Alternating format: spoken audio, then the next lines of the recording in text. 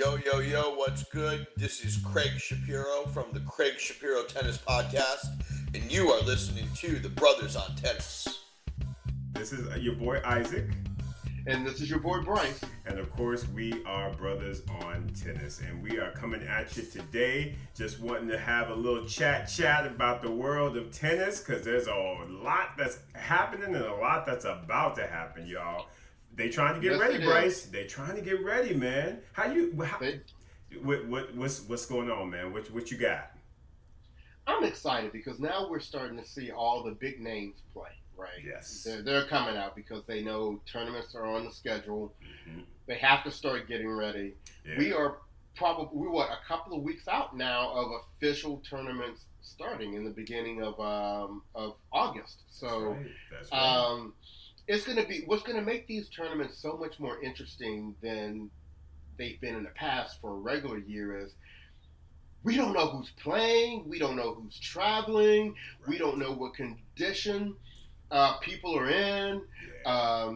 There's a lot of unknowns which could affect the results. So when you just see this player versus that player and you say, oh, well, this player typically beats this player, that might not be the case. Yeah, definitely. Because it will depend on how active they've been, how on top of their fitness they've been, and in truth, in my mind, it's going to fall a lot on their mental state. Because a lot of this is about mental. And if you don't have those reps in, and if you're not, if you need those reps in order to really understand how to, to make the right decisions in critical moments, then it's going to be tight on you. I don't care how talented you are. I think someone like, like Sophia Kenin, I feel like she's going to be just fine because mentally she's just rough. She's a beast when it comes to the mental attitude of things. She's like, I want to win. I ain't trying to play with you. Get on out the way, heifers, right? Whereas, you get somebody that's a little shaky, and I won't throw any names out there, but I got a couple in mind. But, right? I mean, when they get them pressure points, it's like they not gonna know what to do, and unfortunately, I think that you're gonna see that in these tournaments that are gonna come up. I feel like we're gonna see a lot of upsets happening at like the U.S. Open, because I just think that people are not going to be ready mentally how about your viewpoint, brother? I totally agree with everything you said. I mean, that's exactly the state of the game today, and it's to be expected. I mean, people haven't been playing, and it's funny because I don't know why in my mind I just naturally thought most professional tennis players have a tennis court in their backyard. I agree with you there. That, like how most musicians and singers have some sort of a home studio or whatever, right? I just figured most tennis players have some sort of a court and they're at their house or whatever, and to find out that really the majority of them don't. Yeah. So unless they had a private club they could go to or something else, they were like you and me. They weren't playing. They weren't playing, just stuck trying to exercise, and even that was the surprising piece because some of them didn't even have any type of exercise equipment like weights and things. So I was like, wow. I don't know. I guess for me, a professional athlete of a certain sport, you would just think that they would have those things, and so I'm very much like you, bro. I was surprised at the number of people that don't have tennis courts and didn't have like a gym set up. Hell, set it up in your garage or something. Well, some of them didn't even have garages apparently. So, I don't know. Exactly. Well, I guess why have a big shebang at your house if you're on the road probably 40 weeks out of the year, right? And that's a big statement right there. Yeah, because if you out on the road, it's like why you paying for all of that and you ain't using it? Yeah, that's fair. That's a good point. Yeah, but talking about how things that we're expecting to see when tennis starts back, and this can kind of take us into our conversation on World Team Tennis, and hopefully people are out there watching World Team Tennis. We've got some nice big names out there, but one of the things that I have noticed about World Team Tennis is that the Women's Tennis Association, their tour, they're going to have a problem when they start back playing. And that problem's name is Kim Clijsters. I'm serious. Kim Clijsters is going to be a problem for the majority of the women on the WTA tour. What do you think, Isaac? Bro, I don't even have words to say. I mean, Kim Clijsters is like, first of all, y'all Americans, ain't nobody scared of you. Ain't nobody scared of none of y'all. So I'm gonna handle up on your little Grand Slam champion. I'm gonna handle, and I'm gonna tell you what. There was a reason why Venus Williams did not play when the Washington played New York. Because Venus said, I don't want none of that right now. I don't want none of that Kim Clijsters right now. So she was sitting on the bench with her little umbrella and her little pink hair. Right, with the pink buzz. And she was like, I do not want any of that Kim Clijsters, because Kim is like, look, I am trying to let y'all know that I am back and I am for real. And Bryce, I'm gonna tell you what, and this is I'm just gonna be very honest with you, and I'm very, very nervous about this point. I do not want Kim Clijsters to face Serena Williams, because I think Kim might smack Serena up. She might be like. Right. I'm the mama. I'm the one that done won some things as the mama. You still got some stuff you need to work through. I do not want Kim seeing Serena. Dude. Serena. Kim Clijsters look good, dog. Tell me, Bryce, what's your view on Kim Clijsters right now, based on what you've seen? Here's the thing that is very scary about Kim Clijsters right now. She clearly is not 100% in shape. Right. I mean, she definitely looks like somebody's mama out there, right?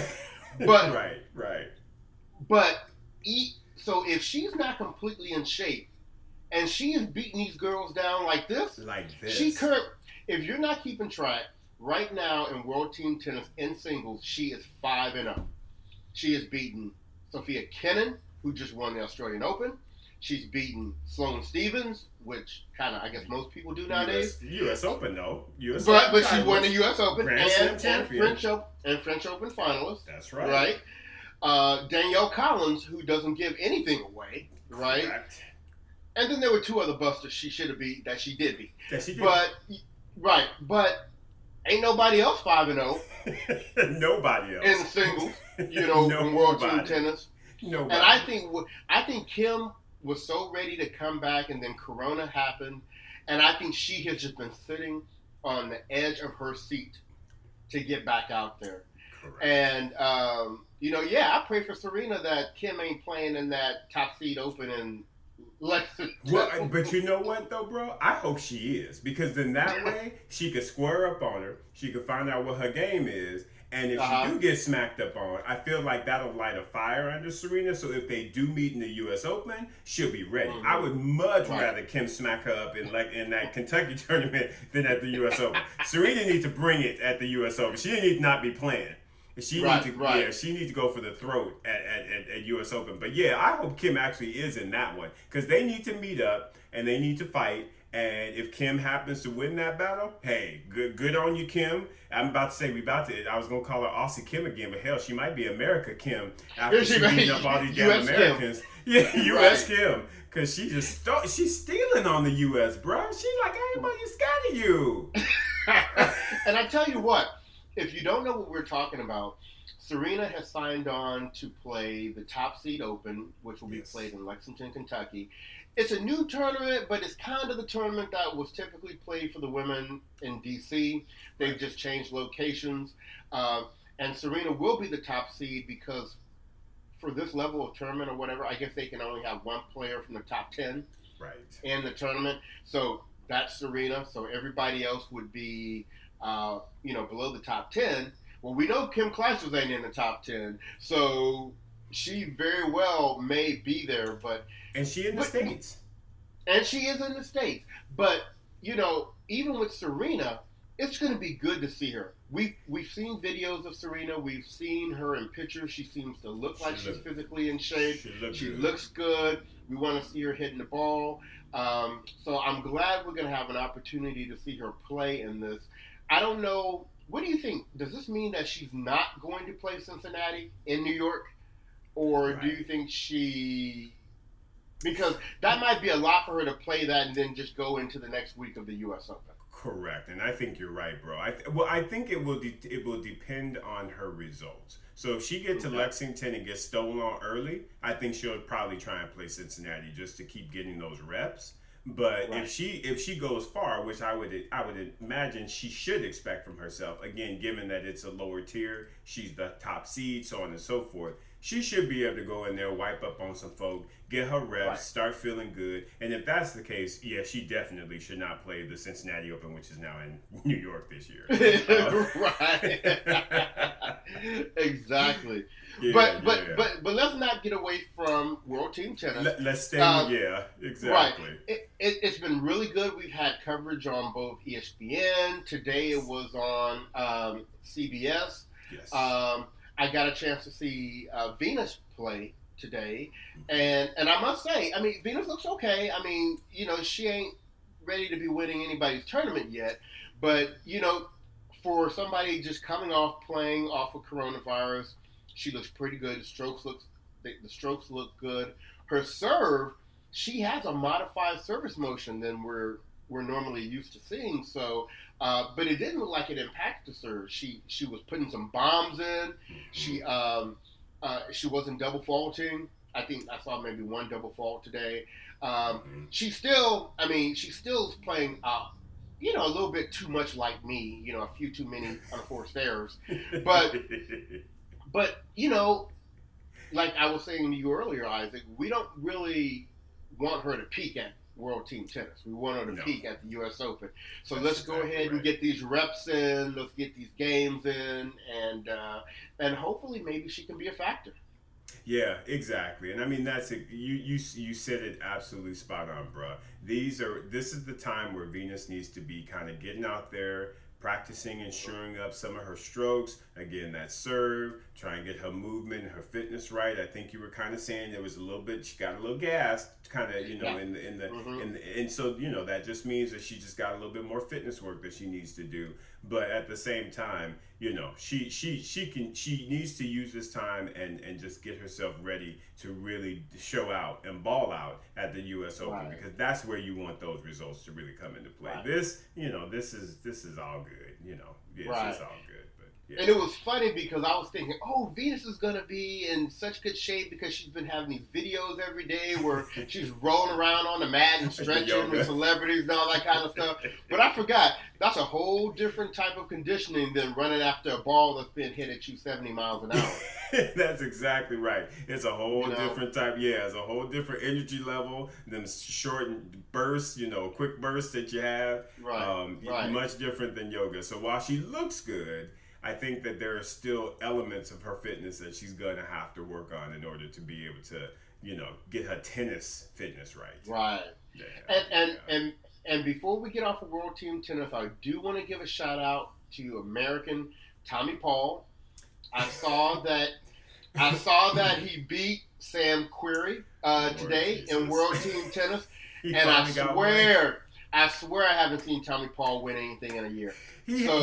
Dude, he has not won anything. I don't understand what is going on. Tommy Paul is not that bad, but remember what I said, Bryce?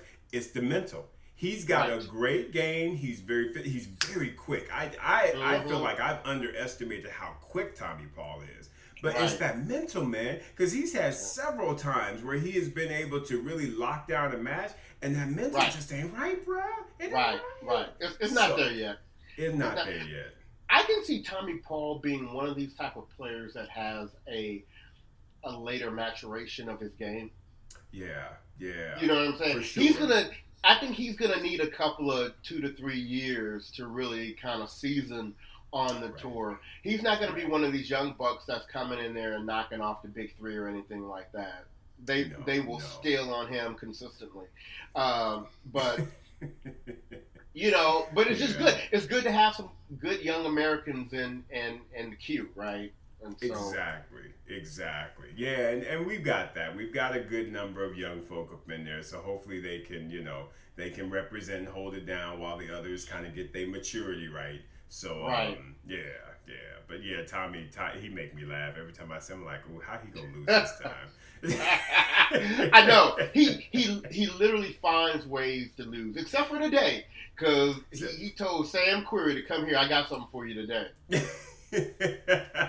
That's so good. I'm glad he finally got that off his back. Good Lord, maybe that'll help him. Yeah, oh, man. But you know, and also, go ahead. Yeah, I was gonna say also shout out to Philly, man. Philly's actually playing some, once again, I mean, they always kind of show out in World Team Tennis, but it seems like them in New York are kind of rising to the top of the crop right there, man. Yeah. Like well, we yeah, go ahead.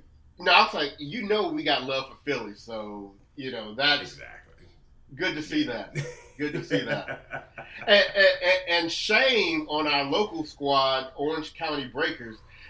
That's Tommy Paul should be on that team. Now I shouldn't clown because they've won actually the last two. I mean, they've been getting stole on up to now, but maybe there's a little bit of a turnaround happening. Yeah, fingers crossed. Because you're right. They've been getting smacked up on. That ain't cool. Represent. Now, come on, Breakers. Right. Now, I'm going to tell you what, this whole period that we've had with exhibitions and World Team Tennis, I think has given us an opportunity to see some changes in the game that could help speed the game along, make it more attractive for people who are not your traditional tennis followers, could also provide some additional excitement to the game. And I just made note of three things that I think could be implemented really easy on both the men's and women's tour. Wouldn't be very disruptive, but it would help move the game along and make it more exciting for fans. And those three things are, I think they should absolutely start playing lets. I mean, that adds a whole new dimension to the game. I love that, having to have that reaction, that athleticism, that craftiness of what do you do when the ball hits the top of the net but still lands in on the serve. So I would like to see them implement that. I would love to see them implement no-ad scoring. I mean, you play a full game. We don't need to go through the back and forth with deuces. Look, 1 point, returner picks the side, and go for it, right? I think no-ad scoring would be easy to implement. And plus, most of the players, if you've played juniors or amateur tennis like that, you've played no-ad scoring. So it's not like something like, oh, what's that? How do we play that? And they're playing it now. Right. The third thing I would like to see them do, and actually Dominic Thiem brought this up, which I found was interesting, probably because he's tired. But he is talking about replacing the final set of a match with a super tiebreak. So if it's a best 3 out of 5 set match, the 5th set would be a super tiebreak. If it's a best 2 out of 3 set match, the 3rd set would be a tiebreak. It wouldn't come into play if somebody has a straight set win, so it doesn't change that at all. But if it gets to a final set, I like having that super tiebreak. That really shortens a match. It really makes it very exciting. And you've already seen them play long enough if they've made it to a final set, right? Exactly. And the last thing I'm going to say, because I really have never agreed with this, I hate the fact that all 4 of the Grand Slams currently have different ways that they end the final set. What other sport at all their majors have different rule changes for each one? I mean, it's already different enough that they're each on different surfaces, but now we have to have a different way that we do the score at the end. So I really like the idea of replacing the final set with a super tiebreak. Isaac, what are your thoughts? Yeah, man. In thinking about it, I agree, and I have maybe a couple little extra kind of things. I feel like, first of all, the let thing is, to me, obvious. I don't feel like there are that many lets that it would really, change the game or change the outcome. I think it would speed things up, in fact, because anytime, there's a let, it's kind of like, they always feel like they need to argue, like, I didn't hear that should have been an ace, and then they argue with the chair umpire. So I feel like from a time standpoint, that would also help. So I think the let thing is most definitely something that I agree with you. should be implemented. The no ad, I'm with you, a little bit torn, but I'm with you. I feel like there's a lot of drama that kind of happens at times when you're going to deuce and ad, and I think about Roger Federer and all the opportunities he had to break and he don't convert. Excuse me. So it kind of makes me, I like it in a sense. What I guess I would say is I would probably want to at least try it out maybe as a split. So like do the no ad at maybe the lower tournaments, but still keep the regular deuce ad, and maybe your Master Series and your Grand Slams. Because I just feel like those are so important that you want that drama that goes with someone trying to break that serve and trying to get that edge.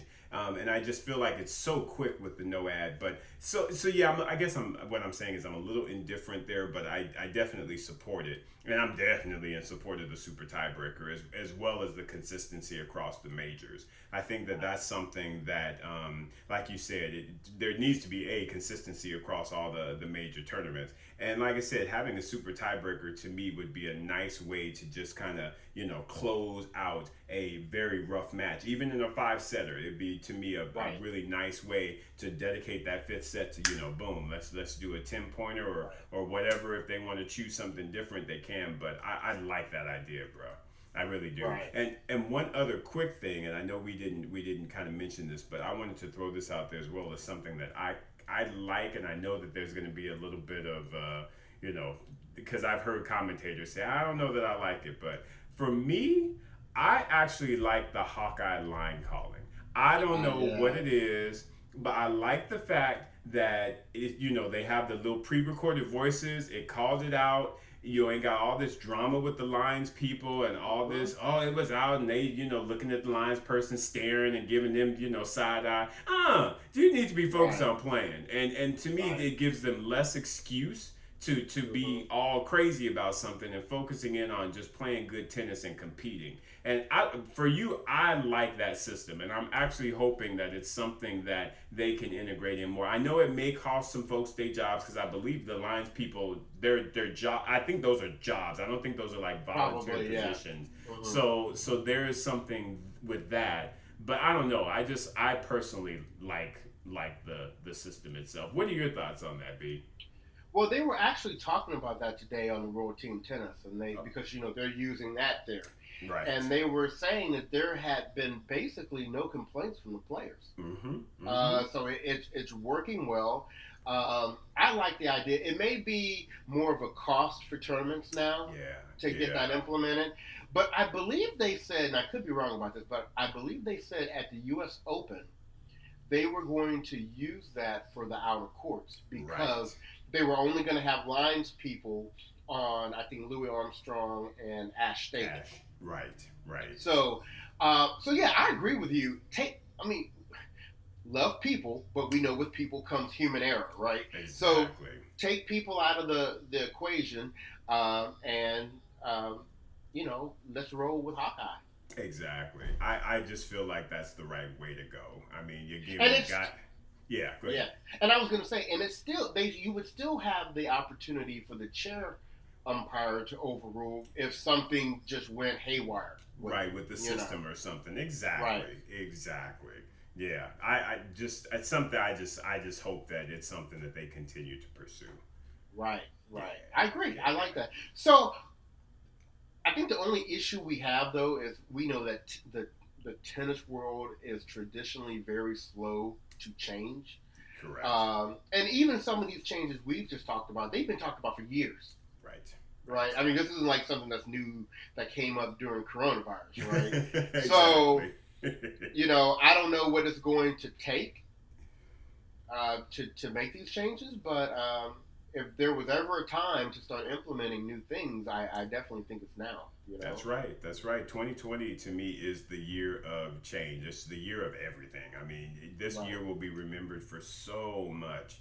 And I just feel like, if you're going to do something, now is the time. Because I feel like everyone's sort of in that mindset of change because of everything that's been going on. So it's the right time to me, bring anything to the table. Because to me, nothing is a bad idea at this stage.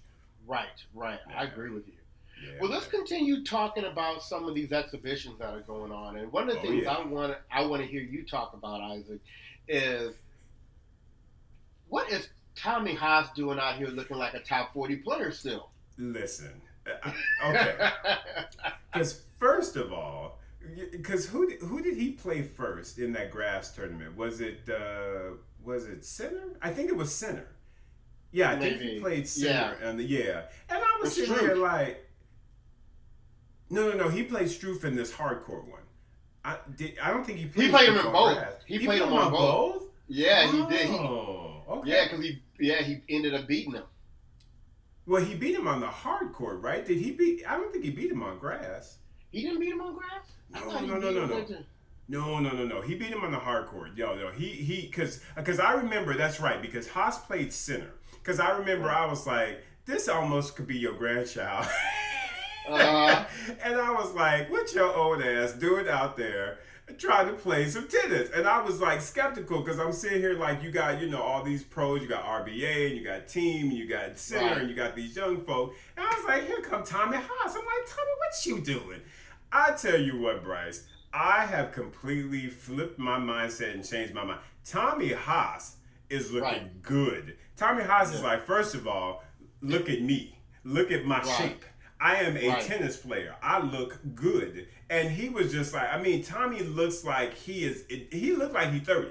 He literally looks like he's the 30-year-old out there swinging away. And strokes look good, man. They look real good. They look real good. And like you were saying, he got up on Struff, made Struff break his racket. He was just like, I could not believe this old-ass man is out here spanking me up like this. Countryman. He took Struff and just shook him around and said, look, you need to move out the way. And I tell you what, he even played Dominic Thiem very, very closely. He played him well. Remember, because I think they got to a tie-break first set, and then I think he kind of started getting tired, and he started kind of losing the fitness there. But, dude, Tommy Haas, 42, y'all. 42 years old. And he out there competing, looking like you said, very, very much so a top 40 player, if not higher, dude. Bruh, tell me your thoughts, man. All I'm going to say is Tommy Paul don't want to play Tommy Haas. He would be like, I will show you who the right Tommy is. I will let you know. Man, come on, dog. When I first saw Tommy was in the tournament, I was like, okay, it's in Germany. And I was like, somebody probably dropped out at the last minute, and Tommy was like, I'm here. Tommy was like, I'll stand in. Yeah. Man, now the commentators talked about this. They said, Tommy probably doesn't have the desire to be on the tour again. He's tournament director of Indian Wells. He's got the whole family thing going on.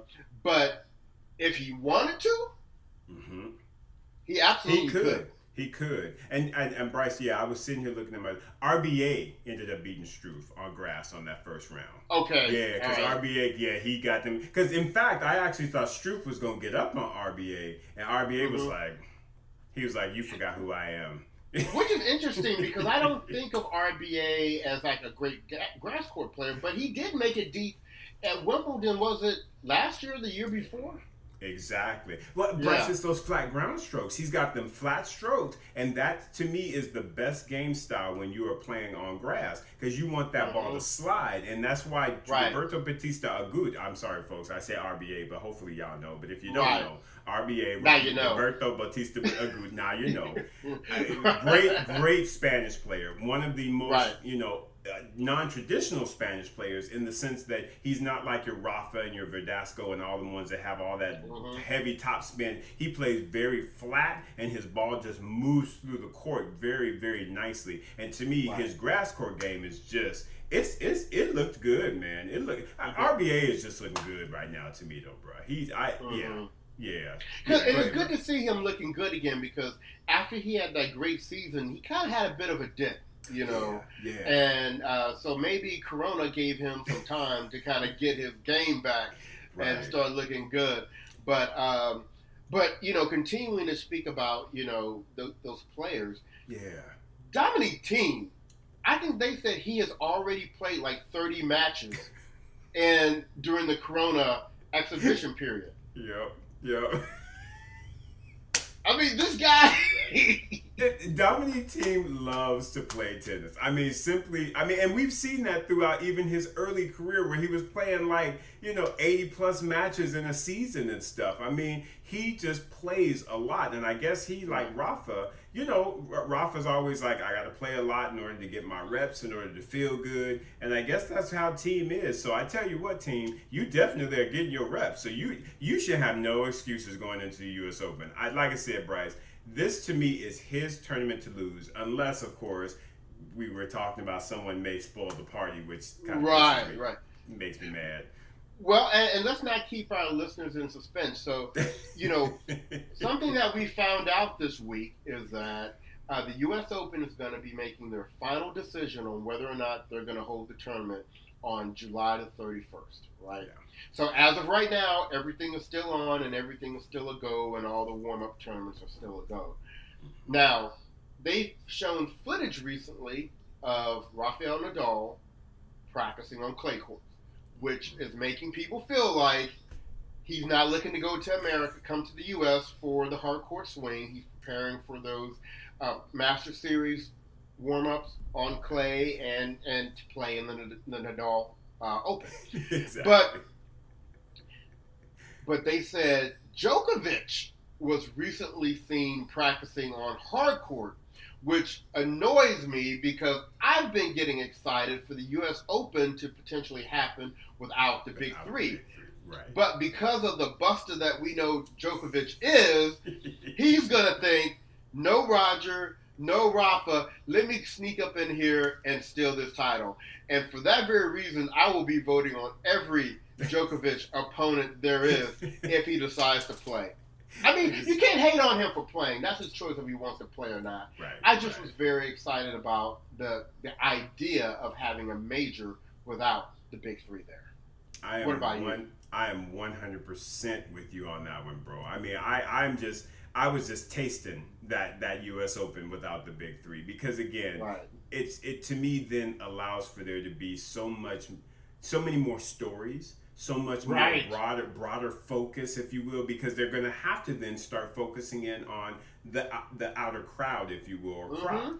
But if Djokovic is in there, you know what's going to happen. All of the media focus is going to be on Djokovic. Can he win number 18? He'll be 1 behind Rafa and 2 behind Federer. And that's going to be the storyline. And for me, I don't want that storyline for the U.S. Open. I want a storyline of there ain't no Big Three. Who going to step up and snatch this Grand Slam title? That, to me, is the more just juicy, theme that I want to have going into this year's 2020 U.S. Open. So I am hoping. I hate to be mean like this, but I just want Djokovic to stay home. Just focus on the Rafa Open, i.e. the French Open, and just stay home. Just stay home, bro. Right. Stay home. Right. But I know he not. I know he not. He gonna come. He gonna spoil it, and it's just gonna be all about Novak, and I'm just gonna be mad about that. Well, one of the people that I am personally very excited about at the U.S. Open, and I would think would be a major contender to win the title, and actually one of the people that could potentially put it on Djokovic is Berrettini. And Berrettini just won the Ultimate Tennis Showdown, Patrick Mouratoglou's tournament, and he beat Tsitsipas in the finals. Yes, he did. That was an awesome match, bro. First of all, let me just give a shout out to Patrick Mouratoglou and the UTS crew. Mm-hmm. Y'all did a good ass job. I am not mad at y'all for that tournament. And I'm gonna tell you what, that trophy ceremony, that was straight up pimp. Bryce, I don't know if you got I didn't see it. Listen, bruh. They had the lights and all the the Hollywood light thing going on. They had this music that had the deep bass kicking. I was like, what? And then they had him kind of, just kind of walking up to the trophy, like he's a god or something, just walking up to the trophy. And the trophy is this lightning bolt that they create. It's this big. He gets up to the trophy, grabs a lightning bolt, raises it in the air, the fireworks go off. I was like, y'all better do that trophy ceremony. It was incredible. They styled out on that event, Bryce. It was excellent. I'm trying I'm trying to tell you, the next star of professional tennis is not Sofia Kenin. It is not Berrettini. It is Patrick Mouratoglou. Y'all better go ahead and get ready. He is the next star of professional tennis. He is like, look, y'all. I'm trying to tell y'all, I'm about to be the Nick Bollettieri of the 2020. I mean, he is setting himself up. He's got, like I said, he got Coco Gauff, he got Tsitsipas. He can already say he's gotten Serena, to higher heights, and still trying to get to higher heights. I mean, just imagine if she she gets 23, then 24. I mean, his stock just continues to grow, dude. Patrick Mouratoglou is like, look, tennis is mine. Don't trip. like, listen, I don't know if you watch the Food Network, but like Guy Fieri just done took over the Food Network because he got Grocery Games and he got the little drive. That's gonna be Patrick Mouratoglou with tennis, bro. He is taking it over. And you know what? And I'm not mad at him because he's doing it in a quality fashion. Exactly. And if you haven't, listeners, if you've not seen any video footage of Patrick Mouratoglou hitting the ball on the court, Patrick ain't no joke. He ain't no joke. He can hit. I would get out there with him. He'd be like, no, you're not ready. You're not ready. But, speaking of not ready, Isaac, talk to us a little bit about some of this backlash that Yastremska got. Yeah. And who was coached by Sasha. Who got shown the door by Patrick Mouratoglou. Bye. As did Naomi Osaka. Bye. Poor Sasha. Anyway, Sasha coaches Yastremska. And poor Yastremska. Now listen, first of all, I can't barely say her name right. But listen, y'all, I honestly feel like this is one of those instances where you've just got somebody that has their heart in the right place, but just didn't have all of the information, to know that certain things are, you shouldn't really do. So what apparently she did, and this is what I'm hearing, is she went online she basically painted half of her body black. So she did black, and she of course is European and or white. So she was trying to show sort of that equality between the races, and just basically showing her support of everything that's been going on around the world. But unfortunately, it came across as she was doing blackface. And for those of you who are not in the U.S., blackface is not something you want to play with. It is not seen as it is very racial. It's not something that you want to play with. And a lot of people have gotten a lot of backlash based on some of the blackface things that they've done in the past. Well, the minute people saw that, they didn't look at the fact that she was trying to just promote equality. They looked at the blackface and they were just like, oh, no, girl, that ain't working. So then she started getting backlash on that. And, and it's, I think overall, Bryce, her heart was in the right place. I think she was trying to just make a general statement of, we are all equal. Let's just be good human beings. But unfortunately, it got a little bit misinterpreted, I feel. That was out there, which was a bit disappointing. But she's young. I mean, I think she's just like 20, if not I think she's like 20 years old. So she's young. Right. So she'll be able to get past this. She'll be all right. It's a tough situation, right? I mean, we're in a period right now where people's sensitivities are very heightened. And I do like the fact that people are calling out things that they don't feel are appropriate. But sometimes you really have to look at things, and especially when you're dealing with people who are not from the U.S. and they don't always have, the same understanding of certain things. And I've always said, things come down to people's intent. Right. And if you were able to look at what Yastremska did and kind of understand, like, she wasn't trying to do this to be offensive. You can give her the feedback so, she understands kind of going forward what how her actions were received. Right. But, it's a tough environment right there. So props to Yastremska for trying to be, a leader in terms of, addressing racial harmony. But it's just a sticky situation. You have to be very careful with what you do and what you say these days. That is the truth, my brother. That is. And she's young. Yeah. She's not some 40-year-old person that has all this world experience. Right? Exactly. She's probably spent 75% of her life hitting a ball. Exactly. That's very true. I mean, so it's kind of hard, Exactly. Anyway. Yeah. So what else is going on in the world, Isaac, of tennis? What else Well, and this is the one thing, and I don't exactly remember how this came up, Bryce, but I was kind of, talking with you about the whole thing around Mirka and Federer, and I think Federer stepped out there and was just like showing mad love to Mirka and was just kind of like, I guess he had done an interview or something like that. But I mean, I just feel like, it was really interesting the fact that, again, for those of you who don't know, Roger Federer's wife was a former WTA tennis player, and she was good. She was good. She ended up hooking up with Roger, and she decided that basically, I'm sorry, I shouldn't say hooking up, but they ended up getting together. They got together. That was a little casual.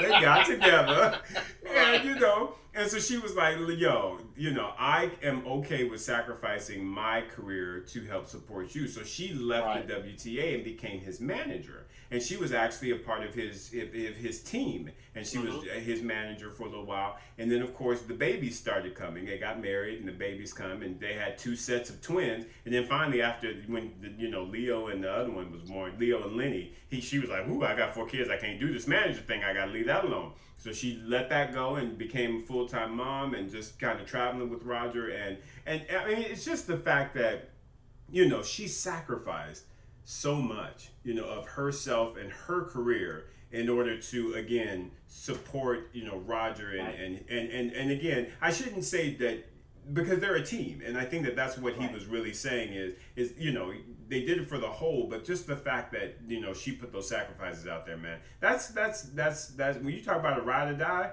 Mirka's a ride or die. Yeah, Mirka's a ride or die right there, man. So I'm sure Roger's pretty easy to ride or die for. Right? I mean, when you get them W's and everything, and that cash is coming in, and you got your own shoe deal, I don't know about anybody else got no shoes, but Roger got a shoe. So, yeah, I think she all right. Yeah. But you know what, Isaac? You bring up a valid point, and sometimes I think people don't think about this. You see these players out on court, and you see them play their matches, and it's very important to understand that behind each player is a full team. Full team. I mean, they're not just this individual out there. They have physios, they have agents, they have managers, they have coaches, they have people, yes men and no women, and they have, and the I guess the higher ranked the player, like the larger their entourage usually is. So it is a whole team that creates the opportunities and the results that you see this player get on court, right? Exactly. And so Mirka can say, I've been A1 since day one, and but furthermore, I like the fact that Roger, and this is not the first time he's done it, he acknowledges. Yes. That for some people it can be very easy to take for granted. Well, she's the wife and she takes care of the kids. That's kind of like, her responsibility in this marriage. And he says all the time, a big reason why I can continue to still play is because, Mirka and the kids, are supportive of the travel and not being home. And because he said, if they weren't, I'd be out. This would all stop. Exactly. Exactly. I mean, I'm sure there'd be a conversation about that, but we'd investigate all options. But right, they are truly part of the team. I tell you what, Bryce, and this is kind of going back to one of our earlier topics that we kind of jumped on with Tommy Haas. If Tommy Haas is looking and playing the way that he looks and plays at 42, and Roger is 39, about to be 40, Roger just might not call it an end as of next year. because Roger to me is in as good, if not better shape than Tommy Haas, and he's 40. So if he can maintain that at 42, we already know that Roger, because his technique is so good and is so flawless, he can play until, to me, I feel like he probably played to his mid 40s, because again, it's all about having the right technique and the right. Decision making as it relates to how often you want to play, where you want to play. To me, I tell you what, seeing Tommy out there has given me kind of a new, viewpoint, if you will, on how long Roger might just be in this game. Because again, if he comes out here in 2021 and his knee is right and he show out and he's able to get him a Grand Slam title, another one, I would guarantee you that Roger will push into 2022. I guarantee you he will. As long as he can compete, I am supportive of him being out there. Right. I don't want to see Roger go on the Venus Williams tour though. If he gets to the, if he gets to the point where like he getting stole on in the first and second rounds, and but the 15-year-olds are taking him out a couple of times, I'm going to want him to go sit it down. I don't think Roger will ever let that happen. Roger be like, no. And I don't mean to be mean, and because I love me some Queen V. The difference in my head for those scenarios is it's about technique, and that's the same thing with Serena. True. I love Venus. I love Venus, but in truth, Serena is the one that got blessed with the right technique and the right stroke production. I feel like Venus has always sort of been that very awkward, very just kind of, she's quick, she's fast, she's athletic. And I think that she's forced that athleticism into championship tennis. Whereas technique-wise, I just don't know that I would ever look, except I think Venus's backhand to me was the only stroke and her volleys, of course, to me were the strokes that to me were just, they were clean, they were consistent, they were just beautiful, beautiful strokes. Her forehand has always had issues. Her serve has always had issues. And I just feel like you have to have a complete game all around in order to be able to really be able to contend up into your 40s. And that's why we're seeing your Rogers and your Serenas being able to compete as they reach, the age of 40, is because their technique is flawless.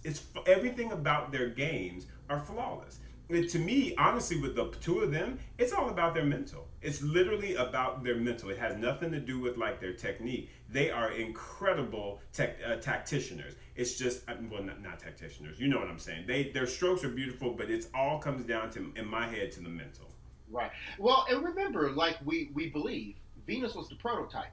Yes. Yeah. So I think a lot of things in Serena's game were fixing things out of Venus's game. And then I do think Serena has a different level of competitiveness than Venus does. Yes. And that's not to say that Venus is not a great competitor and she doesn't fight for every point. Right. But I just get this feeling that she gets over losses a little easier than Serena does. Yeah. And so Serena will do everything she can not to feel a loss. Well, right? Serena's diva. She diva. And that's divas don't want to lose to nobody. Diva is like, look, you ain't going to show me up.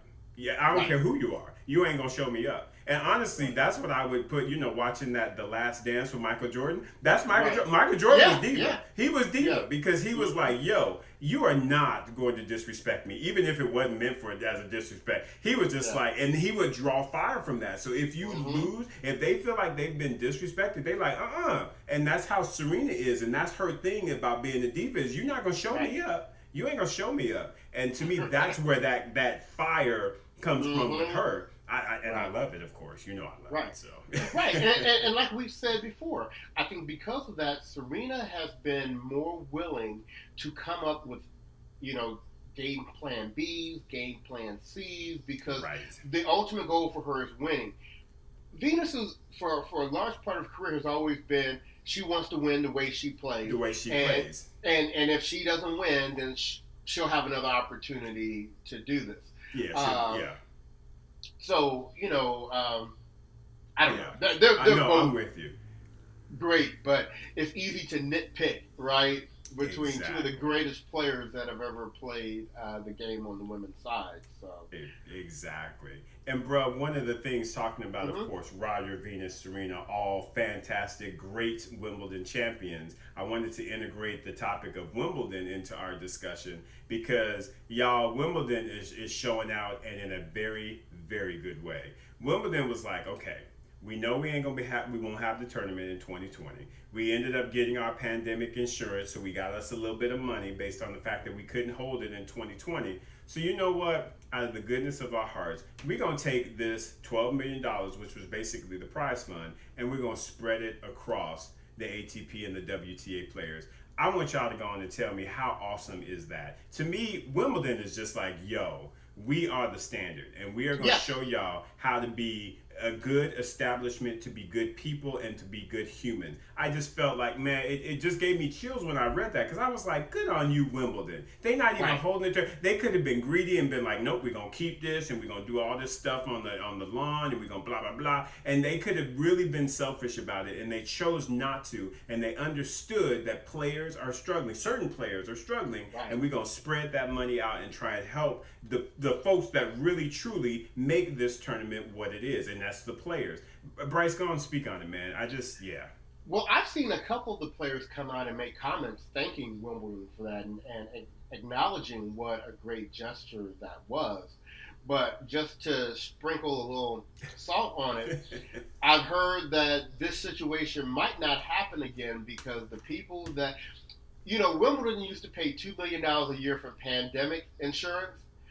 But now that we've had a pandemic, I can't remember what they said. They even said that insurance is either no longer available or it's like some ridiculous amount of money, right?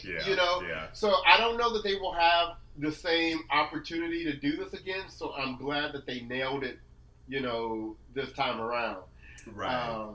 But yeah, the insurance companies are like, I'm not getting us on this again. Because I think, what they paid in 17 and they're getting back 41. Is that right? Because they paid $2 million per year for 17 years. For 17 years, okay. So it was $34 million they had put in, and they ended up getting paid out. I think it was like 141 or something like that. 141, yeah. Okay.